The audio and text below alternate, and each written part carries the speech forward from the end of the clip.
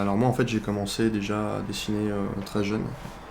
Donc en fait au début c'était pas vraiment du dessin à proprement parler, c'était plus de la copie, des petites BD, des dessins comme ça, de bande dessinée, notamment tout ce qui est Picsou, Mickey, des trucs comme ça. Quand je suis arrivé en Belgique, je devais avoir 14-15 ans et là je me suis mis vraiment plus sérieusement au dessin. Et donc là c'était à la hauteur plus de, on va dire, 1-2 heures par jour, mais c'était encore rien de vraiment sérieux. Et puis à un moment, j'ai entendu parler des tablettes graphiques et qu'on pouvait coloriser ses dessins et tout ça. Et donc j'en avais demandé une à mon anniversaire à 16 ans. Et mais là encore, au début, je savais pas encore vraiment m'en servir, donc c'était toujours de la colorisation, rien de sérieux. Et à mon arrivée à Moscou, en fait, j'avais pas grand chose à faire. Et donc du coup, j'avais décidé de pencher un peu plus donc, sur l'utilisation de la tablette et tout ça. De fil en aiguille, j'avais déjà entendu parler du métier de concept artiste et tout ça. Et donc je me suis mis à beaucoup plus dessiner, quoi, là, à hauteur de... au début c'était 2 heures par jour juste pour commencer à comprendre, et après, de fil en aiguille, j'en suis arrivé à 8-10 heures, 12 heures par jour, facile, quoi. Alors le concept art, avec d'autres choix à côté, donc peut-être du color script ou du matte painting. Alors en fait, la différence c'est qu'un game designer, c'est plus la personne en fait qui va créer les règles du jeu.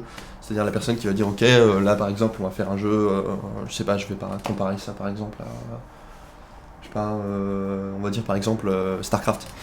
Si jamais voilà, le game designer dit on va faire un jeu, donc le jeu on pourra donc contrôler des unités. Ça se contrôlera à la souris, au clavier, on aura un maximum de 200 de population. En fait, c'est lui qui crée vraiment toutes les règles. Le concept artist, vraiment, son but, en fait, c'est après de donner vraiment, donc graphiquement, de trouver l'idée, de réussir graphiquement donc, à exprimer l'idée du game designer. Principalement, forcément, c'est le carnet de croquis et le crayon traditionnel. Et sinon, de façon plus professionnelle, donc Photoshop, Corel Painter ou Sketchbook Pro, donc qui sont tous des logiciels de digital painting et qui sont utilisés en étroite collaboration avec une tablette graphique que je conseille à toutes les personnes de s'acheter si jamais ils veulent être sérieux donc avec le concept art. Parce que à savoir que dessiner à la souris sur Photoshop ou autre est une tâche vraiment très difficile.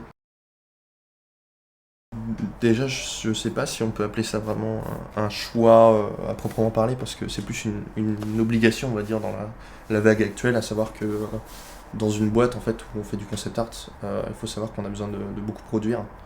Et par exemple, en une journée, moi ça m'arrive que, par exemple, à l'école, sur les projets sur quoi je travaille, ça arrive qu'en une journée, on me demande par exemple 3 concepts différents.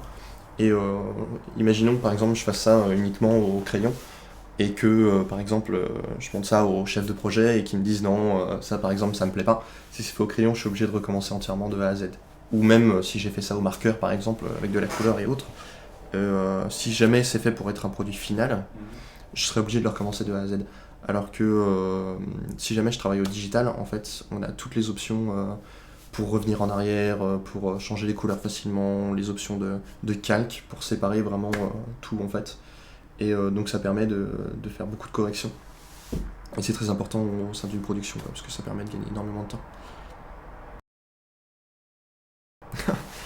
Ça c'est la question dure. Je pense que niveau artiste, je dirais principalement Mathias Verasselt, qui d'ailleurs m'a fait découvrir le concept art. C'est la première personne sur qui je suis tombé en m'intéressant au concept art. Luc Mancini, qui fait aussi un très bon travail de personnage et de créature.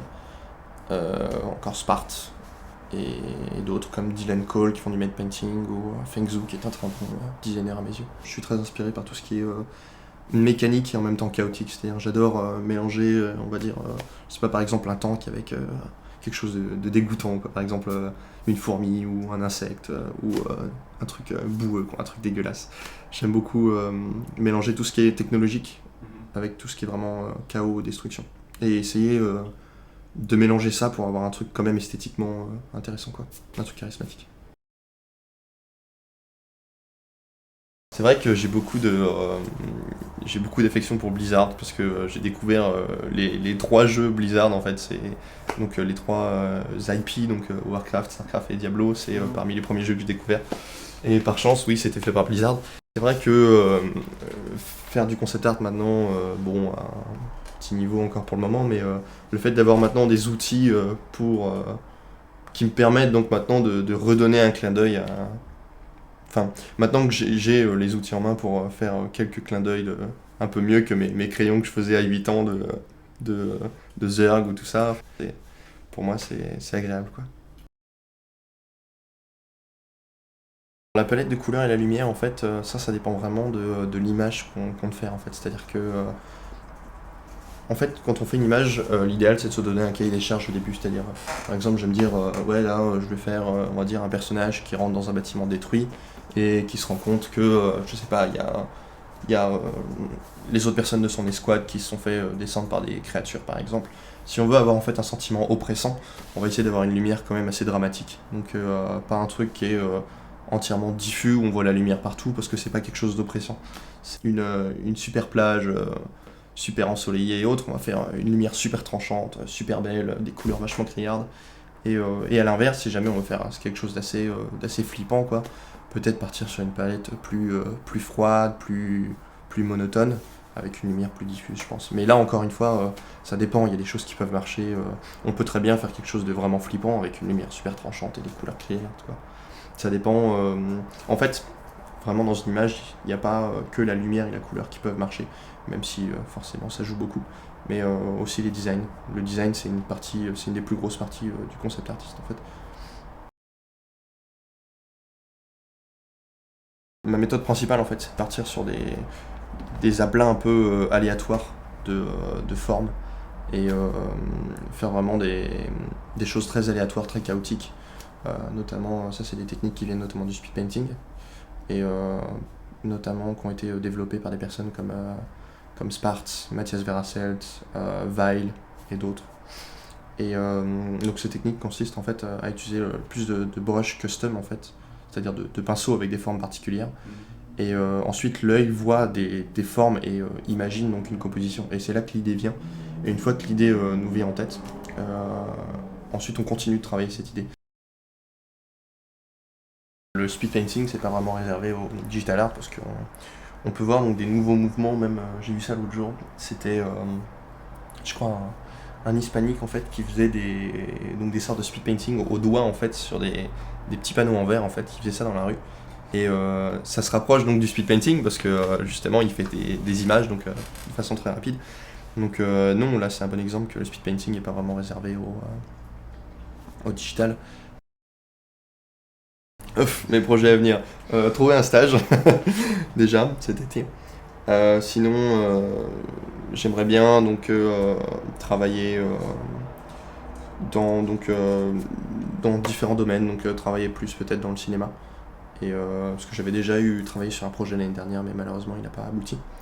Et donc avoir une meilleure expérience dans le domaine du cinéma et voilà, travailler sur des projets plus grande envergure avec une plus grande équipe et voilà.